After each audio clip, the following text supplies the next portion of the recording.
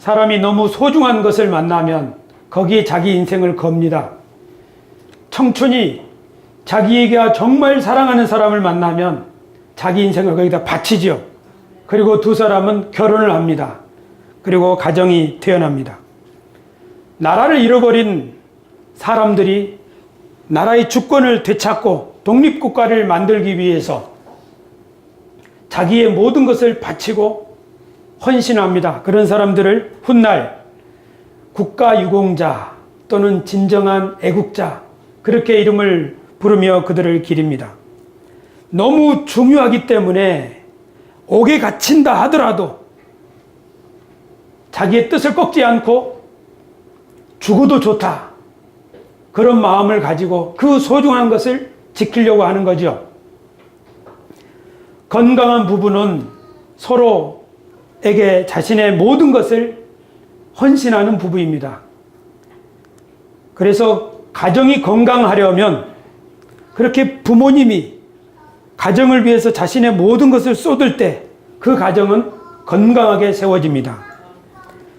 국가가 번영하려면 진심으로 나라를 사랑하는 사람들의 헌신, 그 위에 부강한 나라, 번영하는 나라가 있을 것입니다.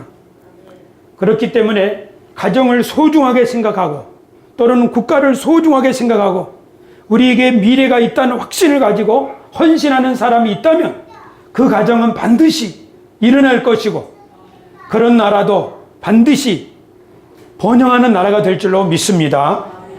그런데 오늘 본문을 보면 바울 사도께서 교회를 그렇게 뜨거운 마음으로 사랑을 했습니다. 교회라는 말은 영어로 church라고 하는데 이것은 주님께 속한 것, 주님의 것이란 뜻입니다. 이 주님께 속한 교회를 자신이 옥에 갇혔을지라도, 나는 옥에 갇힐지라도, 심지어 죽을지라도 이 교회가 너무 소중하기 때문에 나는 괜찮다. 나는 교회를 위해서 고난받는 것이 있다면 오히려 좋다. 나는 기쁘게 생각한다. 예수님이 교회를 세우기 위하여 고난을 당하셨는데 그 고난 중에 남은 게 있다면 내 몸에다 그 고난을 짊어지기를 원한다. 바울이 교회를 사랑하는 마음은 정말 뜨거웠습니다. 오늘 바울이 다시 부활해서 이 자리에 선다면 그 뜨거운 마음으로 교회를 사랑하는 그 마음을 우리들에게 보여줄 것입니다. 하지만 저는 바울처럼 교회를 사랑하지는 못했습니다. 지난 4년 동안 저는 2번씩이나 교회를 사임해야겠다는 고민을 했습니다. 성도님들이 내 마음을 왜 이렇게 몰라주는 걸까? 사람이 결혼하면 한 3년쯤 되면 서로 이제 부부싸움을 시작하죠. 갈등이 생긴 겁니다. 막상 사임을 하려고 생각해 보니 세수만 교회 교우들을 더 이상 못 만난다 생각을 진짜로 하게 되니 가슴이 미어지듯이 아팠습니다. 제가 사라지는 것 같았어요. 이렇게는 내가 못 살겠구나. 그래서 하나님 앞에 간절히 부르짖었어요. 하나님, 다시 한번 새로운 마음을 주십시오. 지난 5일 동안 저는 기도원에 있었습니다. 지난 4년을 돌아보고 올 한 해 목표 계획을 생각하면서 그동안 읽지 못한 책들도 읽으면서 혼자의 시간을 가졌습니다. 그리고 마지막 날 밤에 설교 준비를 하면서 바울은 교회를 위해서 자기가 죽어도 좋다, 그렇게 지금 생각하고 그렇게 살고 있는데 너는 어떠냐? 그런 질문이 제 마음속에 솟아 올라오는 거예요. 너는 교회를 위해서 죽어도 좋냐? 설교를 준비하다가 제가 대답을 못하는 거예요. 그래서 밤에 기도원 밖을 나가서 차를 운전하면서 산길을 다니면서 혼자 생각했어요. 내가 교회를 어떻게 지난 4년 동안 섬겨왔던가. 나는 최선을 다한다고 했는데 설교 준비, 차량 봉사, 교회 예배당을 돌보는 거, 성경 공부 인도하는 거 정말 매 순간 최선을 다한다고 생각을 했는데 왜 갈등이 생기면 사임할 생각부터 했을까? 저는 저 자신을 돌아보았습니다. 직장에 다니는 사람들도 회사를 위해서 정말 열심히 헌신할 수 있습니다. 하지만 가족을 위해 일하는 사람은 다릅니다. 가족은 잘하든 못하든 어쨌든 내 가족이잖아요. 허물이 있든 없든 어쨌든 내 가족이잖아요. 가족이기 때문에 응원하고 가족이기 때문에 자랑스럽게 생각하는 거예요.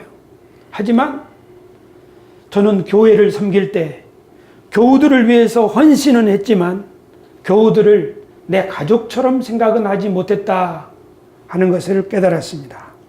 그랬기 때문에 내가 그런 반응을 했구나. 그날 밤 저는 결심을 했습니다.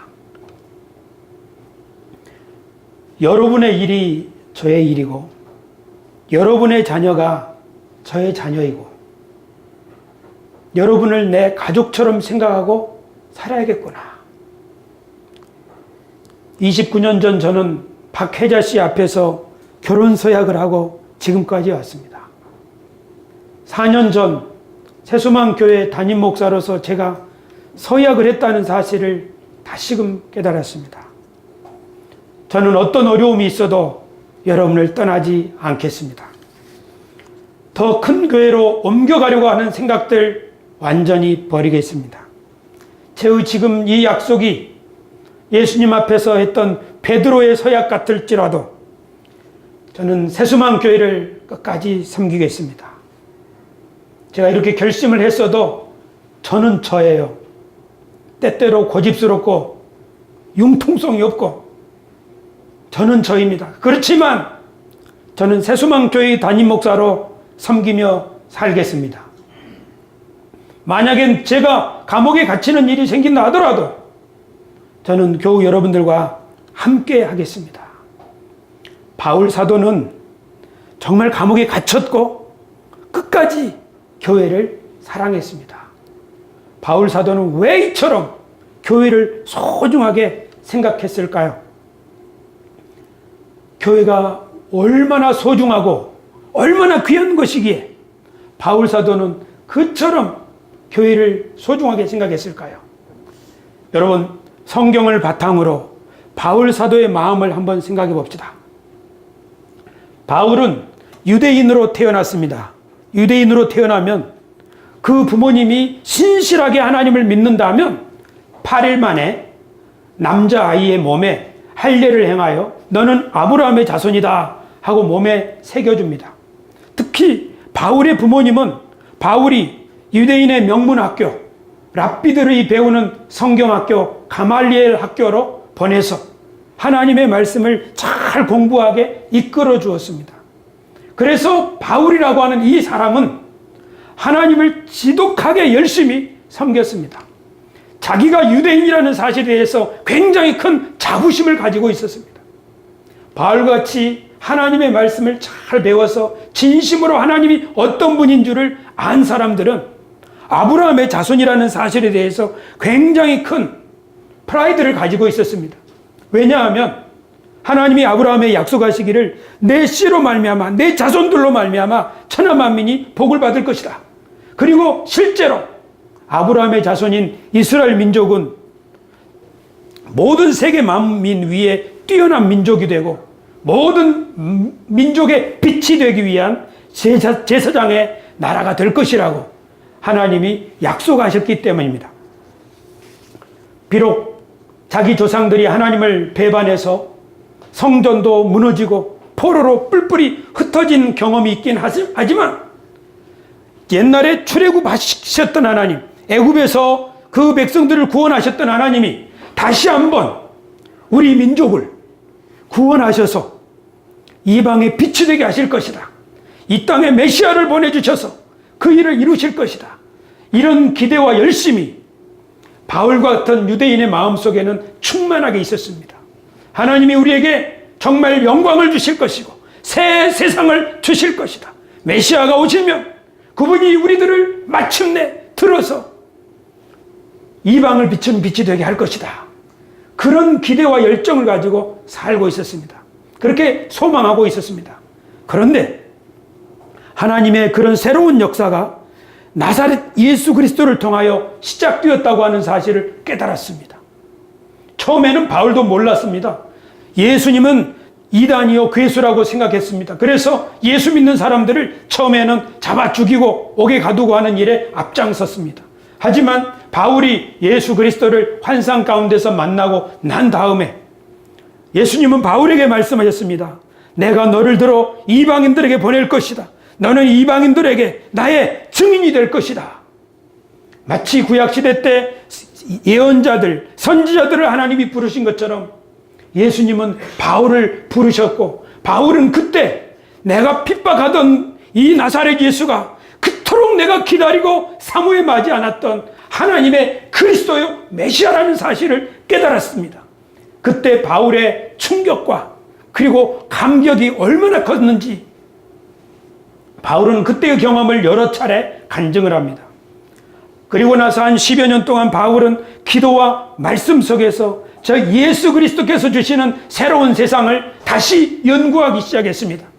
그래서 아브라함에 주셨던 그 언약이 세계 모든 만민이 내 씨로 말미암아 복을 받으려 하던 그 약속, 그리고 이스라엘을 다시 회복시키셔서 온 세상 사람들을 한 가족으로 부르신다고 하는 하나님의 위대한 경륜을 바울은 깨달았고, 그것을 하나님은 성령의 계시를 통하여 가르쳐 주셨습니다. 그리고 이 새로운 이스라엘에 유대인과 이방인들이 함께 참여하고 이 세상을 밝게 비추는 하나님의 새로운 이스라엘이 바로 교회라고 하는 사실을 깨달았습니다. 할렐루야. 그래서 하나님은 이제 교회를 통해서 하나님이 온 세상을 어그러지고 거스른 세상을 다시금 회복시키실 것이라는 확신을 분명히 가질 수가 있었습니다. 하나님이 창조를 아름답게 세상을 창조하시던 이 세상을 다시 생명으로 충만하게 하시는 그 주체가 예수 그리스도를 머리로 한 예수 그리스도의 몸인 교회가 바로 그 일을 할 것이라는 사실을 알았습니다. 그뿐만 아니라 지금 온 세상 사람들을 미혹하고 진리에서 벗어나게 하고 있는 그 하늘에 있는 통치자들과 권세자들에게 너희 시대는 이제 끝이 났다, 새로운 왕이 오셨다 하고 선포할 하나님의 위대한 지혜를 나타낼 주체가 바로 교회임을 깨달았습니다. 그래서 교회라고 하는 것은 하나님의 위대한 경륜을 이루는 위대한 대리인이요, 하나님이 영광스럽게 하나님의 뜻을 성취할 하나님의 동역자라고 하는 사실을 알았습니다. 이 교회를 위해서 고난받는 것은 그러므로 하나님의 일에 참여하는 것이고, 이 교회를 위해서는 나는 죽어도 좋다, 그런 믿음으로, 그런 확신으로 바울 사도는 사역도 하고 교회를 섬겼습니다.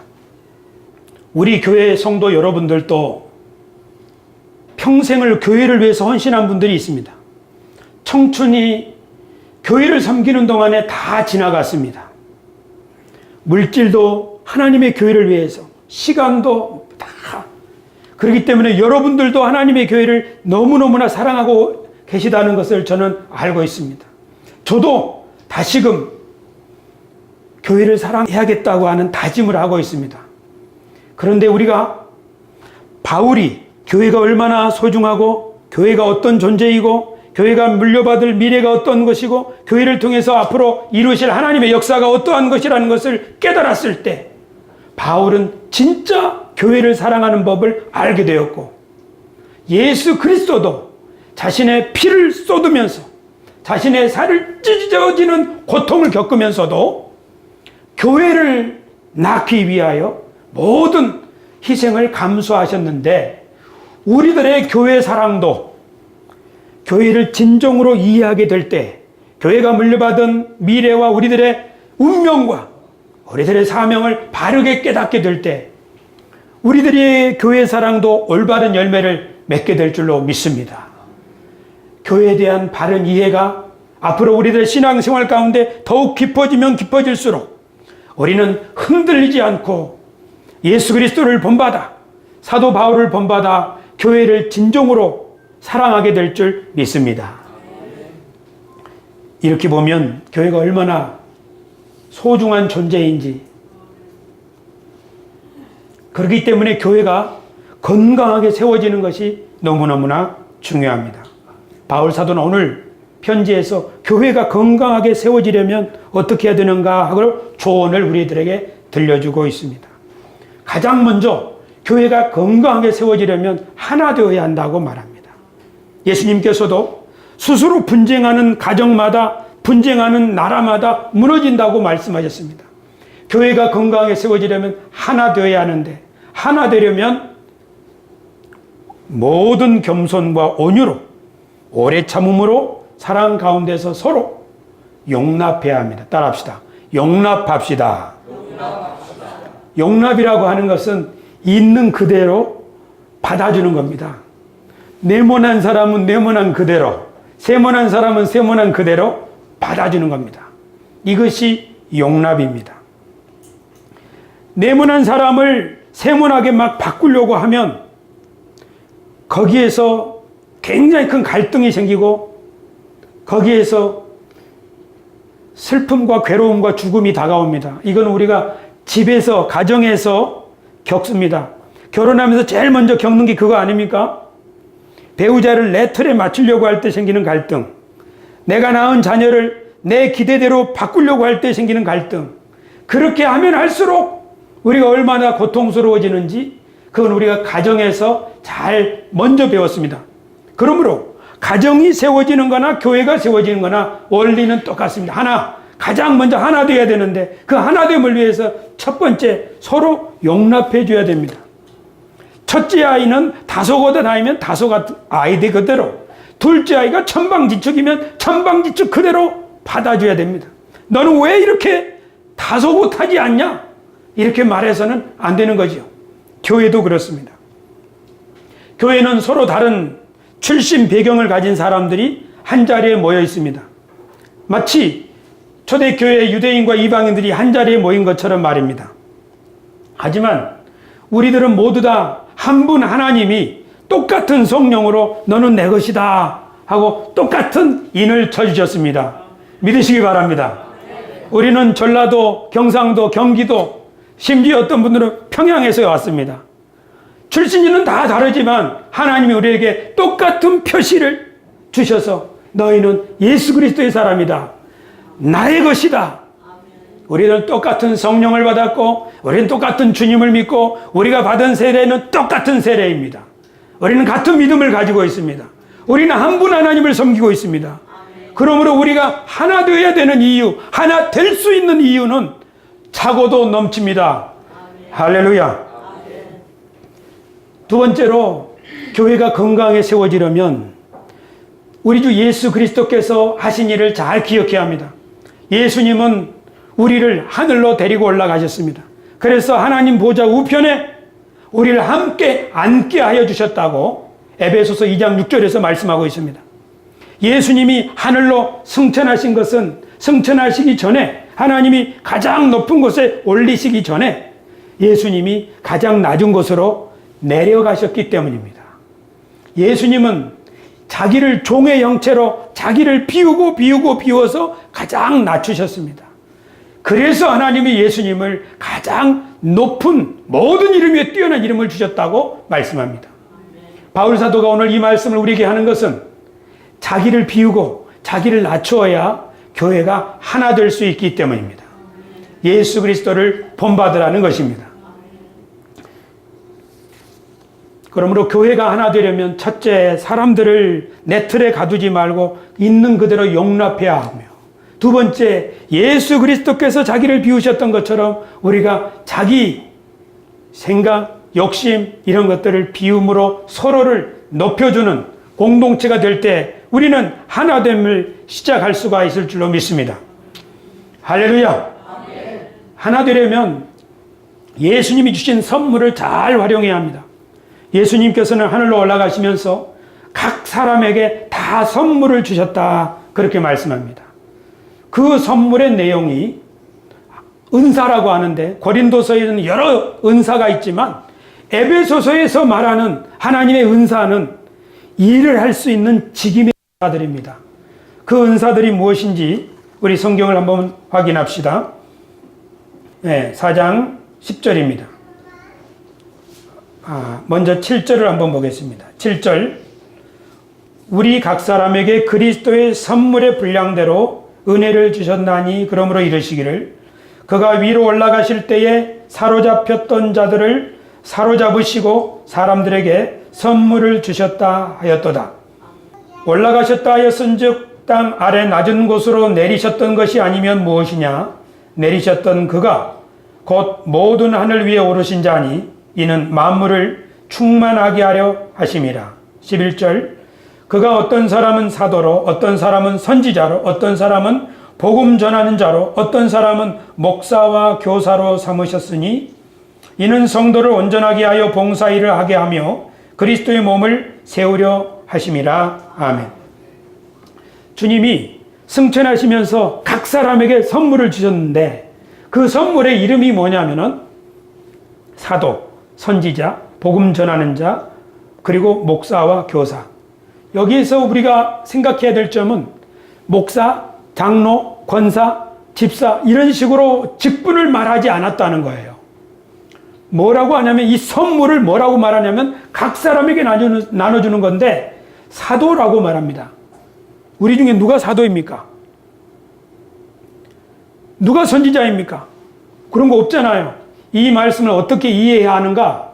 사도라는 말은 하나님이 보내신 자란 뜻입니다.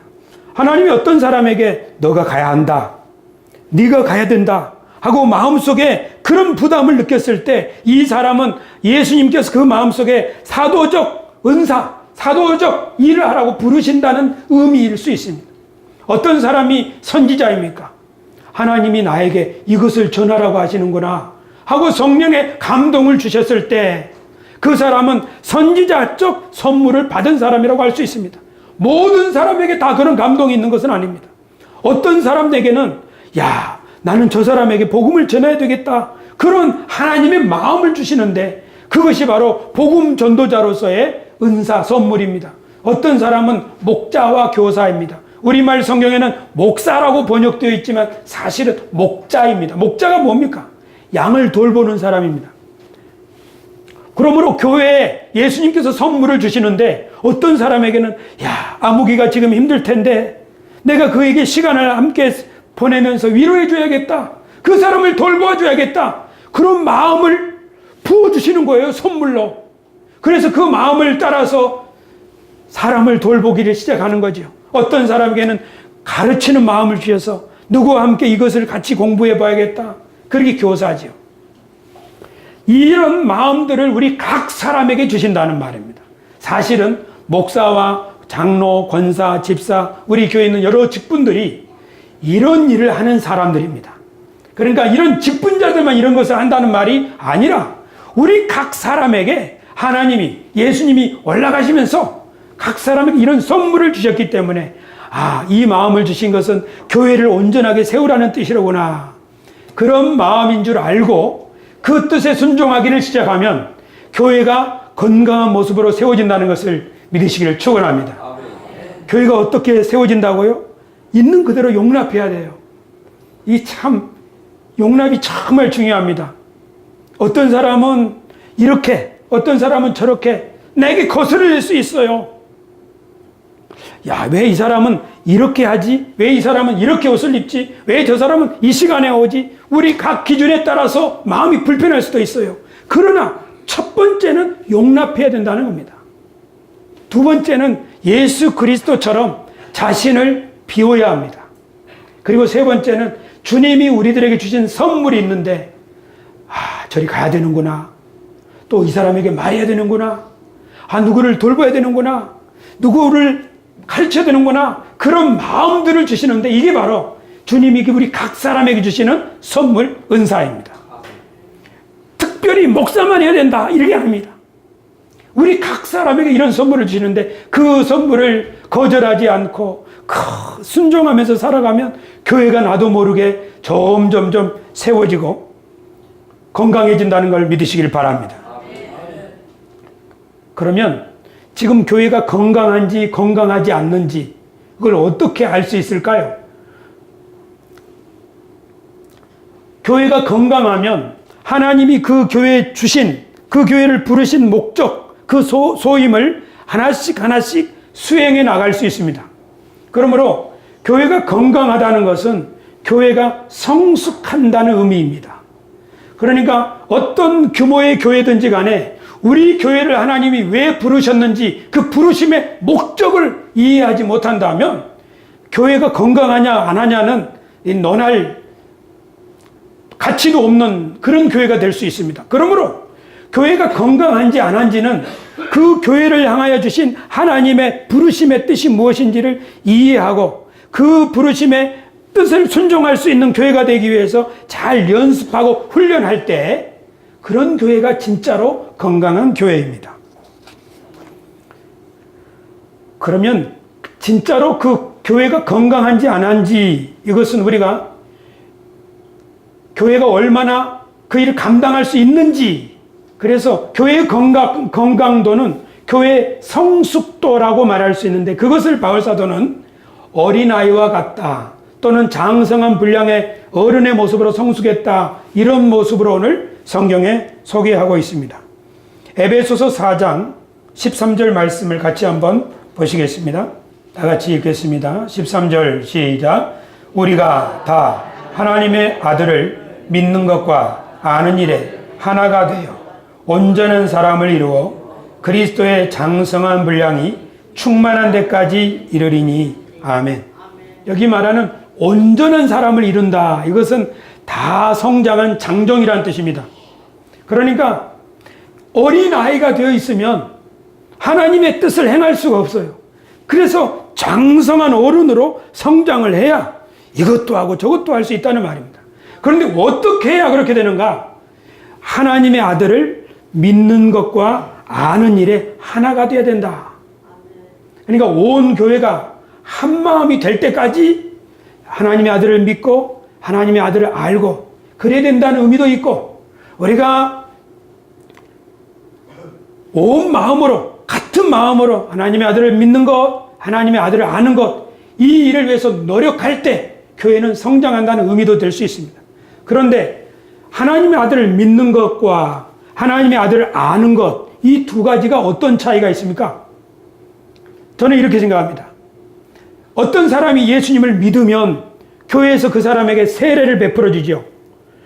마치 두 남녀가 서로 사랑해서 이 사람과 내가 살아야겠다, 이 사람과 평생을 함께 해야 되겠다, 그렇게 결심을 하면 결혼식을 하는 것과 똑같습니다. 우리의 믿음은 내가 예수 그리스도를 믿고 따라야겠다고 하는 결심으로부터 출발합니다. 예수 그리스도를, 하나님의 아들을 믿음으로부터 시작합니다. 그런데 두 남녀가 만나 결혼해서 그 두 사람의 마음을 진짜로 알아가는 과정, 이게 결혼 생활입니다. 결혼식을 했지만 두 사람이 서로 알아가는 과정, 거기에 갈등도 있고 오래 참음도 필요하고 하지만 잘 알아가면 알아갈수록 드디어 두 사람 사이에 열매가 생기고, 그래서 자녀들을 또 잘 사랑으로 돌보면 이 자녀들이 성숙해서 나중에 자녀들을 출가도 보내고, 우리의 신앙생활도 그렇습니다. 하나님의 아들을 믿음으로 출발합니다. 그러나 이 하나님의 아들을 아는 과정이 필요합니다. 하나님의 아들 예수 그리스도를 알아가면서 하나님이 어떤 분이고, 하나님이 우리들을 어떻게 생각하시고, 우리들의 미래를 어떻게 계획하시고, 우리들을 왜 부르셨고, 그래서 우리가 교회를 어떻게 사랑해야 하고, 이런 것들을 알아가는 과정, 이것에 신실하게 임해서 온 교회가 한 마음으로 일을 해 나간다면 교회는 장성한 분량에 이르게 된다는 말입니다. 할렐루야. 그래서 장성한 분량에 이르지 못하고 어린아이와 같은 상태가 되면, 거기에만 머물러 있다면 슬픈 일이 생기는데, 그게 14절의 말씀입니다. 우리 같이 한번 읽겠습니다. 시작.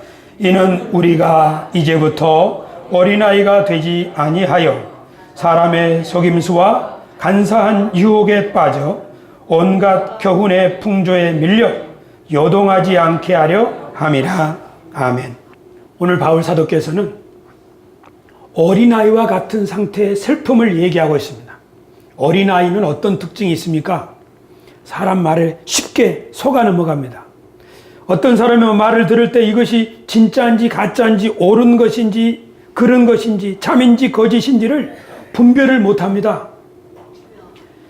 최근에 어떤 운동선수가 6살 때부터 코치에게 훈련을 받았는데 폭력을 당하고 성적으로 유린당하고 이것을 이제 나이가 들어서 폭로하는 사건이 생겼습니다. 어린 아이는 그렇게 당할 수 있지만 어른이 되면 더 이상 그렇게 당할 수 없습니다.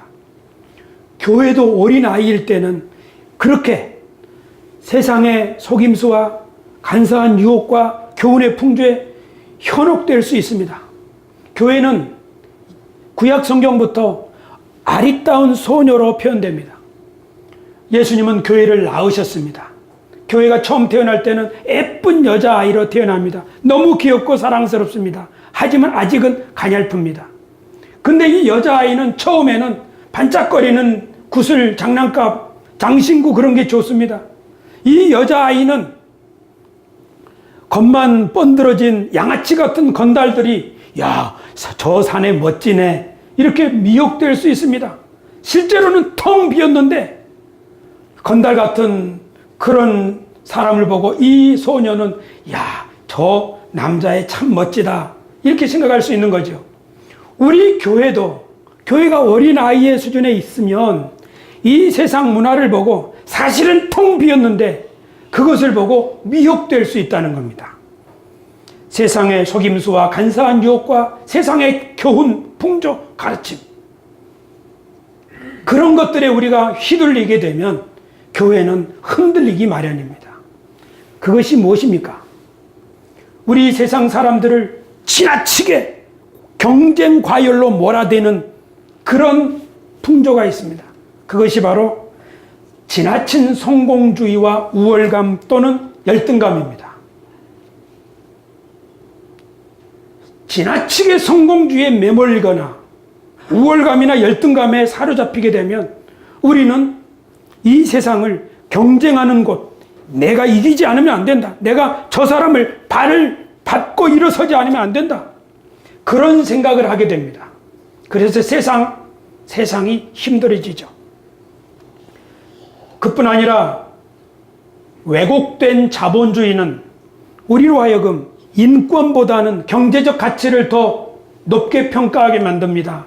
사람은 죽건 말건 돈이 먼저다. 그런 생각을 하는 거죠. 남보다 더 커야 하고 남보다 더 멋져야 하고 남보다 더 그럴싸해야 한다고 하는 자기중심적인 생각. 이 생각이 어디까지 쫓아오는 줄 아세요? 제가 거의 2시간 동안 서울을 벗어나서 원주 산꼭대기에 올라가는데 거기까지 이 생각이 쫓아오더라고요. 교회는 예수 그리스도의 신부요, 거룩한 아내요, 숙녀들입니다. 근데 이 교회를 미혹하는, 교회를 현혹하는 그것이 바로 세상의 속임수, 유혹, 풍조입니다. 우리가 이것을 구별하지 못할 때 우리들은 목사도 흔들리고 교회도 흔들리게 될 것입니다. 교회의 규모가 크냐 작냐 그것은 중요한 문제가 아닙니다. 우리 교회가 건강한 모습으로 성장했느냐 안 했느냐는 이것을 분별하면서 우리 건달이 아니라 예수 그리스도 하나님의 아들을 믿고 그분을 알아가는 일에 충실하는 교회가 건강한 교회요, 성숙한 교회요. 그런 교회야말로 하나님의 뜻을 바르게 이 땅에 펼침으로 하나님의 빛나는 영광스러운 교회가 될 줄로 믿으시기를 축원합니다. 그러니까 우리가 허상을 쫓지 말고 사랑 가운데 진실을 추구합시다.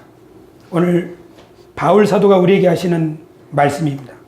15절에 있죠. 오직 사랑 안에서 참된 것을 하여 범사에 그에게까지 자랄지라. 우리 마음속에 저 산꼭대기까지 쫓아오는 이 마음속에 있는 세속적인 생각, 이 사탄의 속임수, 세상의 교훈의 풍조, 이것을 분별할 수 있고 그것을 사탄아 물러가라 이렇게 쫓아낼 수 있는, 그리고 그렇게 살아갈 수 있는 성숙한 사람으로 우리 모두 세워져야 합니다. 할렐루야. 기도원에서 이틀째 되는 날 꿈을 꾸었습니다. 제가 복권에 당첨됐는데 400억 복권입니다. 너무 선명해서 얼마짜린가 하고 봤더니 399억 몇이라고 끝자리가 있는데, 그거 복권에 제가 평생 복권을 한 장도 안 사봤습니다. 진짜입니다. 근데 그거 당첨돼가지고 은행에 갔어요, 꿈에. 그래서 이걸 현금으로 받아 올렸는데 수수료를 내고 이렇게 하는 과정을 막 머리 아프게 하고 돌아왔어요. 그래가지고 야, 이 400억을 누구한테 나눠줄까? 이제 한 사람씩 그 사람한테 1억이나 2억 줘야겠다 이런 생각을 하면서 한 사람 한 사람 생각하는데, 막상 돈을 주려고 보니까 아니 그 사람한테 지금 1억이 필요할까? 그런 생각도 드는 거예요. 진짜로 돈이 1억이 필요할까? 그런 생각도 드는 거예요. 사람한테 돈이 정말 필요할까? 이렇게 신나는 꿈을 꾸고 탁 잠에서 깼어요. 그래서 야, 이 정처부터 복권을 사라는 말인가? 이 생각이 한쪽에 싹 스쳐들더니, 이 사람아 정신을 차려라. 당신이 지금 가지고 있는 거, 하나님의 은혜의 복음과 하나님의 경륜, 이것은 400억보다도 더 소중하고 가치 있는 거 아니냐. 돈은 2억이 있건 없건 사람이 운명이 바뀌질 않지 않느냐. 그러나 세상을 바꾸는 하나님의 이 은혜의 복음과 경륜이야말로 400억 이상의 가치가 있는 거 아니냐. 그러니까 이걸 누구한테 나눠줘야 될지 그걸 생각해야지. 그러면서 제 마음을 다잡고 일기장에다 일기를 쓰기 시작했어요. 꿈 팔까요? 이미 2번 말했기 때문에 효력이 없을 거예요.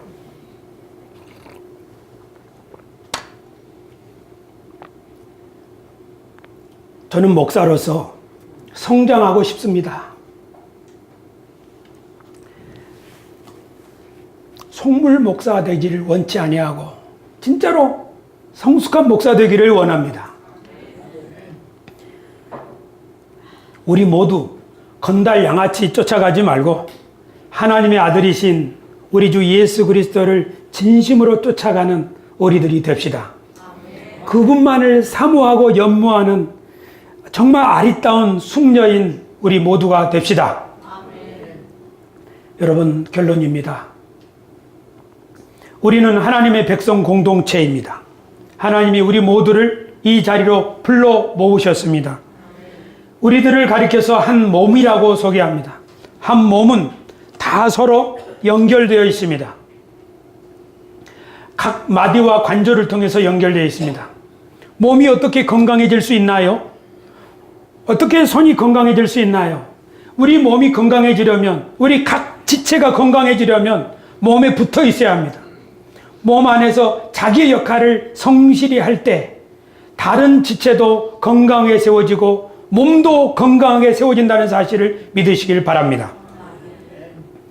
그래서 교회가, 우리 그리스도인들이 교회에 속하여서 그 교회의 각 지체로서 자기의 역할을 성실히 감당하려고 할 때, 물론 쉽지 않습니다. 그러나 그렇게 하려고 할 때 비로소 자기가 건강해질 수 있습니다.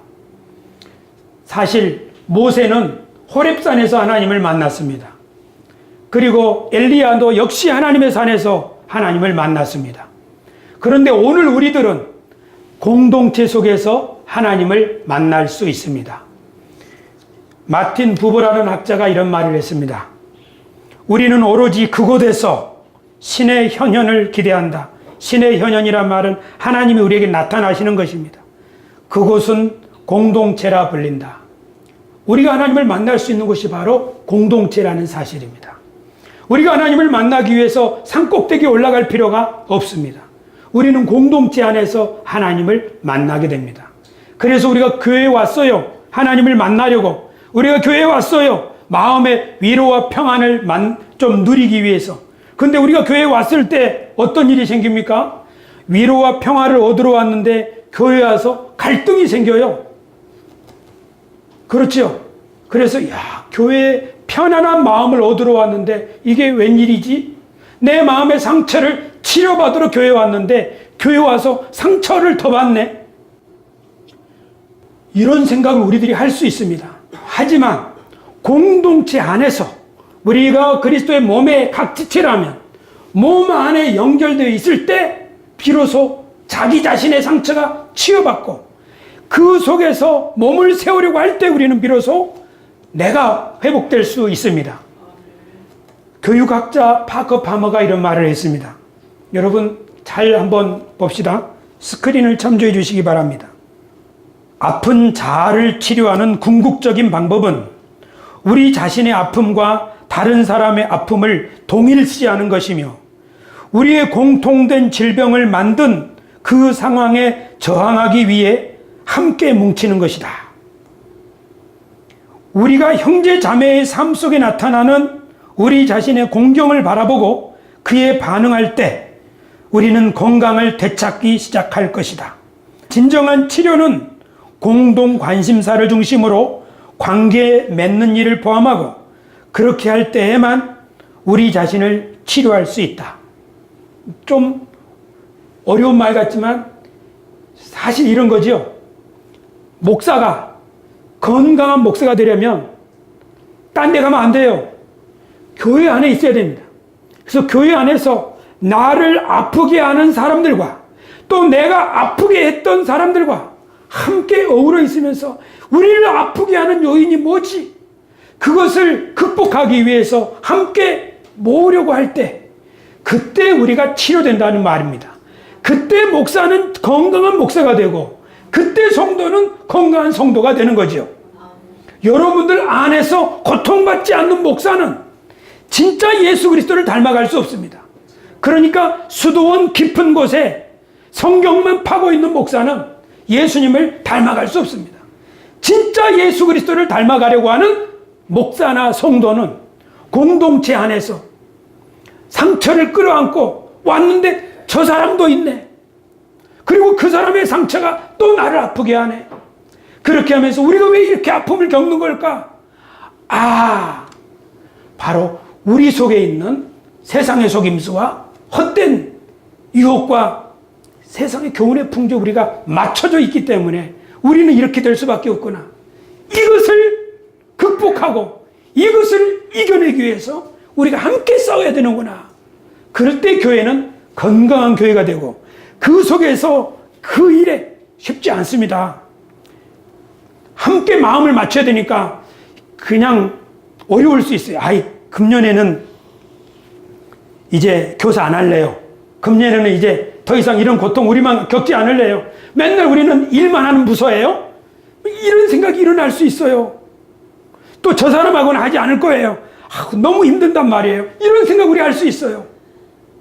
교회에 직접적으로 적극적으로 가담해서 뭔가를 하려고 할 때 부담이 있을 수 있어요. 그러나 그 속에서 진짜로 우리는 하나님을 만날 수 있고 그 속에서 진짜로 우리는 상처가 치료받고 우리 자신이 회복되고 예수 그리스도의 모습으로 세워줄 수 있다는 사실을 믿으시기를 축원합니다. 그러니까 3년 동안 수도원에서 성경 전체를 달달달 다 외운다 할지라도 그 사람은 예수 그리스도의 성품에 1도 담지 못할 수 있습니다. 그러나 주님이 몸으로 세우신 교회 안에 속하여 함께 마음을 같이 하고 힘들고 어렵지만 부담스럽지만 함께 하려고 할 때, 그래서 우리 교회를 부르신 하나님의 목적을 함께 이루어 나아가려고 할 때 거기서 우리는 비로소 우리의 회복도 우리의 치료도 그리고 우리 교회가 어떻게 하나님의 영광을 나타내는지를 경험할 수 있게 될 줄로 믿으시기를 축원합니다. 우리는 바울 사도처럼 그렇게까지 교회를 사랑하지는 않습니다. 하지만 우리는 그렇게 앞으로 교회를 적극적으로 사랑해 나갈 때 우리 교회는 건강한 교회가 될 것이고 하나님의 빛나는 영광을 나타내는 그런 아름다운 하나님의 대리인적 소임을 감당하는 교회가 될 줄로 믿으시기를 축원합니다. 그리고 우리 함께 그런 교회를 만들어가고 그 속에서 우리의 인생도 고침받고 강해지고 건강해지고 빛나는 인생으로 세워질 것을 함께 소망하는 올 한 해가 되기를 주의 이름으로 축원합니다. 기도하겠습니다.